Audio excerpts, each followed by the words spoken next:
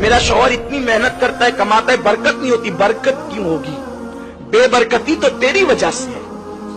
تو نے سر کا دوپٹہ گلے میں لٹکایا تو اس وقت تیرے گھر میں برکت ہوگی کیسے؟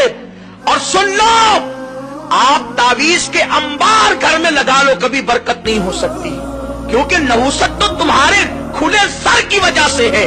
اور یہ میں نہیں کہہ رہا ہوں, بلکہ صاحب روح البیان نے لکھا ہے. اگر یہ بات لکھی نہ ہوتی تو میرے اندر بیان کرنے کی ہمت نہ ہوتی. نبی کی موجودگی میں عورت کے سر سے دوپٹہ ہٹے تو وہاں سے رحمت کے فرشتے چلے جاتے ہیں. تمہیں پتا ہے اے خاتون جنت کی کنیزوں, جس وقت ابراہیم علیہ السلام کو آگ میں ڈالا جا رہا تھا, ابراہیم علیہ السلام کو آگ میں ڈالا جا رہا تھا, تو آگ میں ڈالنے کا طریقہ کیا تھا؟ انہوں نے منجنیق بنائی تھی. منجنیق آپ سمجھتی ہیں, جب پہلے دور میں قلعوں پہ حملے ہوتے تھے تو منجنیق کے ذریعے سے پتھر پھینکے جاتے تھے. انہوں نے منجنیق بنائی تھی. منجنیق وہ تھی کہ آگے پائپ رہتا تھا اور ایک رسہ رہتا تھا, رسہ کھینچ کر کے چھوڑتے تھے تو وہ جا کے پائپ کو لگتا تھا, اور پائپ کے اوپر جو پتھر ہوتا تھا وہ جا کر کے قلعوں کو لگتا تھا. تو سب سے پہلے منجنیق بنی ابراہیم علیہ السلام کے لیے, کیونکہ انہوں نے اتنی بڑی آگ کا علاوہ تیار کیا کہ وہ آگ کے قریب کوئی جا نہیں سکتا تھا. تو ابراہیم علیہ السلام کو ڈالے کیسے؟ تو انہوں نے منجنیق بنائی. تو منجنیق بنا کر کے وہ کئی دنوں سے پریکٹس کر رہے تھے. اس طرح رسہ کھینچیں گے, چھوٹے گا تو ابراہیم کی پیٹھ کو جا کے لگے گا, پھر ابراہیم جو ہے وہ آگ میں چلا جائے گا. لیکن جس وقت ابراہیم علیہ السلام کا کرتا اتار کر ان لوگوں نے منجنیق پر ابراہیم علیہ السلام کو بٹھایا اور رسہ کھینچا, تو اب رسہ ان سے کھینچاتا نہیں تھا. کیوں نہیں کھینچاتا تھا؟ اس لیے کہ فرشتے رو کر کہتے, اللہ تیرا ابراہیم تیرا نام لیوا, اب وہ آگ میں ڈال دیا جائے گا, ہم اس کی مدد کے لیے جانا چاہتے ہیں. تو فرشتے مدد کے لیے آ گئے. ادھر سے نمرود والے رسہ کھینچتے, ادھر سے فرشتے رسہ کھینچتے. تو فرشتوں کی طاقت کے سامنے نمرودی ناکام رہے, تو وہ رسہ کھینچ نہیں پا رہے تھے.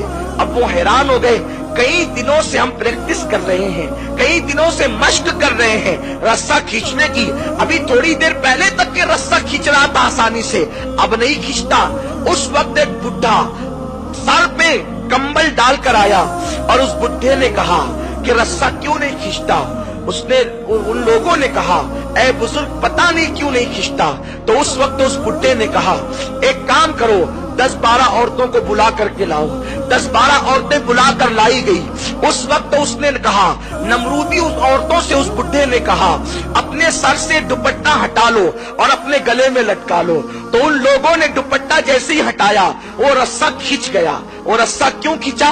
اس لیے کہ جب عورت سر سے دوپٹہ ہٹا دیتی ہے تو رحمت کے فرشتے وہاں سے چلے جاتے ہیں. تو اب ابراہیم علیہ السلام کی مدد کے جو رحمت کے فرشتے آئے تھے وہ دوپٹہ سر سے ہٹنے کی وجہ سے چلے گئے. حالانکہ وہاں اللہ کا پیغمبر موجود ہے, پیغمبر کی موجودگی کے باوجود اگر عورتیں سر سے دوپٹہ ہٹا دیں تو رحمت کے فرشتے وہاں سے چلے جاتے ہیں. تو کیا تمہارے گھر میں کوئی پیغمبر ہے؟ کوئی تمہارے گھر میں کوئی صحابی ہے؟ تمہارے گھر میں کوئی ولی ہے؟ نادانو, تمہاری تکلیفوں کا علاج صرف تمہارے پردے میں ہے. پردے میں رہ کر دیکھو, پھر میرے اللہ کی قدرت دیکھنا, اس کے کرم کی بارشیں دیکھنا. سنو, اللہ اکبر, جن کے گھروں میں برکتوں کا نزول ہوا, جن کے گھر سے کائنات کو خیرات ملی, جن کے گھر سے ولایت تقسیم ہوئی, جن کے گھر سے امامت تقسیم ہوئی, جن کے گھر سے نعمتیں تقسیم ہوئی, وہ گھر سیدہ فاطمہ الزہرا کا گھر ہے. سیدہ فاطمہ کی زندگی دیکھ لو. امام حسن مجتبی سے کسی نے کہا, حسن تیری ماں بڑی پاکیزہ تھی. امام حسن نے کہا, تو نے سچ کہا. جس دن میری ماں کا وصال ہوا میں 6-7 سال کا بچہ تھا, اس کے باوجود بھی میں نے اپنی ماں کے سر کے بالوں کو کبھی نہیں دیکھا.